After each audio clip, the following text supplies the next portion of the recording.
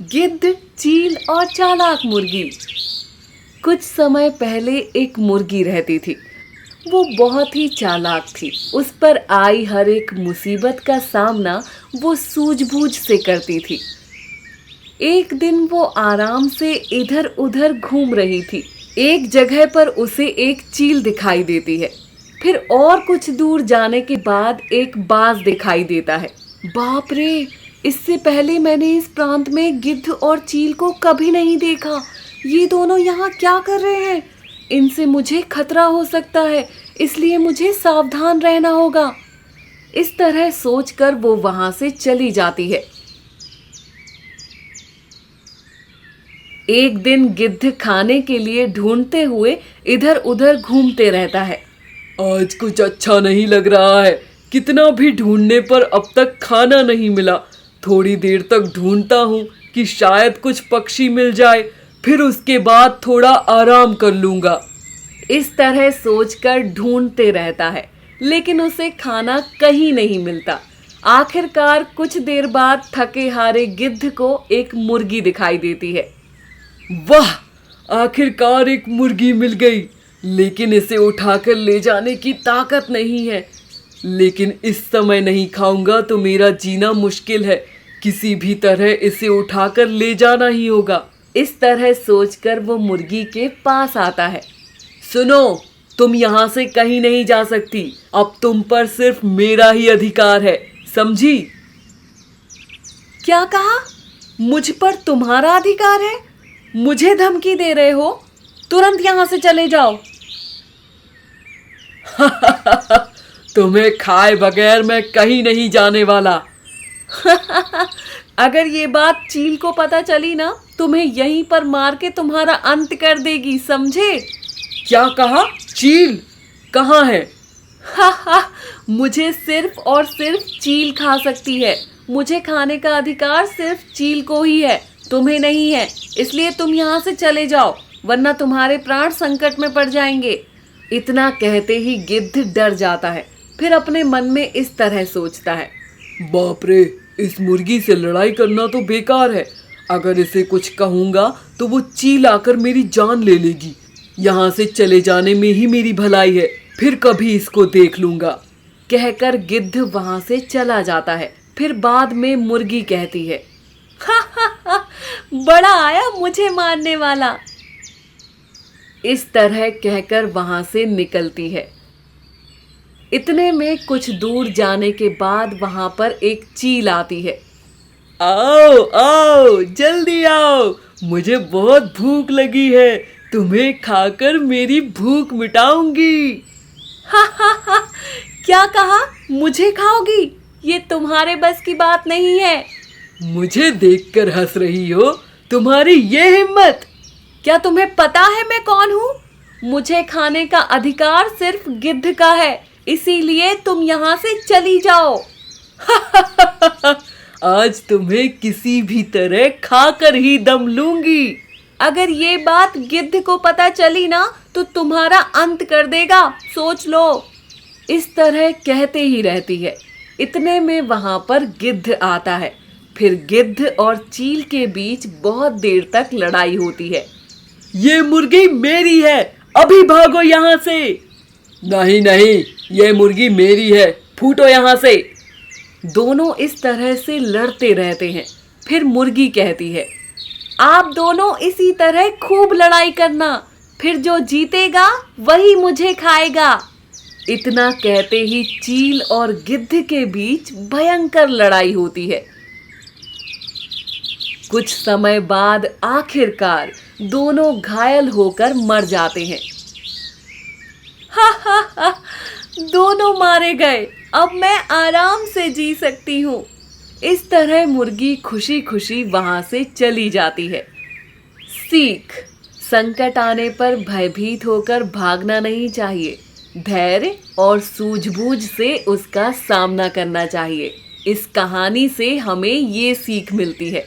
तो दोस्तों, ये कहानी आपको पसंद आई हो तो हमारे चैनल को सब्सक्राइब करें, लाइक करें, कमेंट करें, शेयर करें। धन्यवाद। Thanks for watching. सफेद कौवा। जंगल में कहीं से एक सफेद कौवा आकर रहने लगती है। जंगल में सबने काले कौवे को तो देखा था, पर ऐसे सफेद कौवे को देखकर सब चकित हो जाते हैं। उसे देखकर जंगल में रहने वाली कोयल मन ही मन सोचती है, अरे ये सफेद कौवा जब से जंगल में रहने आई है तब से कोई भी मेरे गाने की तारीफ ही नहीं कर रहा है। सब उसके ही गुणगान गा रहे हैं। कोयल मन ही मन सफेद कौवे से जलती रहती थी। एक बार सफेद कौवे ने अपने अंडे दिए थे। वो अपने अंडों का बहुत ही अच्छे से देखभाल करती थी, उन्हें पल भर के लिए भी नजरों से दूर नहीं करती थी। ऐसे में कोयल अच्छी बनकर उसके पास जाती है और कहती है, मैं कब से देख रही हूँ बहन कि तुम खाना ढूंढने कहीं नहीं जा रही हो। मुझे तुम पर बहुत दया आ रही है। मैं क्या कहती हूँ कि तुम खाना ढूंढने जाओ और मैं तुम्हारे अंडों का ख्याल रखूंगी।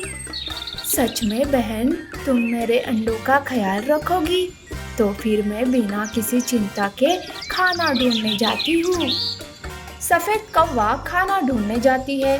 तब कोयल अपना एक अंडा सफेद कौवे के अंडों के साथ रख देती है और उसका एक अंडा अपने पास ले जाती है और मन ही मन में सोचती है, अब मेरा काला बच्चा इस सफेद कौवे के पास रहेगा और उसका सफेद बच्चा मेरे पास। फिर देखते हैं कि बाकी के पंछी मेरी भी कैसे तारीफ नहीं करते। कोयल इस तरह से सफेद कौवे की मदद करती है। कुछ ही दिनों में अंडों से बच्चे बाहर आते हैं, पर एक बच्चा काला दिखाई देता है। तब सफेद कौवा मन ही मन सोचती है, अरे ये एक बच्चा ऐसे कैसे काला हो गया, और ये देखो तो कुछ अलग भी दिखाई दे रहा है। पर चलो, इसमें क्या काले गोरे का भेद करना है, तो मेरे ही बच्चे ना। सफेद कौवा अपने सारे बच्चों से बहुत ही प्यार करती है, उनका अच्छे से ख्याल रखती है। तो दूसरी ओर कोयल ने जो सोचा था उससे कुछ अलग ही होता है। उसने जो सफेद कौवे का अंडा ले गई थी ना, उसमें से काला बच्चा ही बाहर निकलता है। उसे देखकर वो सोचती है, अरे ये क्या, ये काला बच्चा मेरे ही नसीब में था क्या? क्या सोचा था और क्या निकला। पर अगर मैं अभी इसे सफेद कौवे के पास ले जाऊंगी तो उसे मुझ पर शक हो जाएगा। नहीं नहीं, कुछ दिन मुझे राह देखनी होगी। ऐसा सोचकर कोयल सफेद कौवे के बच्चे को अपने पास ही रखती है, पर वो उसका अच्छे से ख्याल नहीं रखती थी।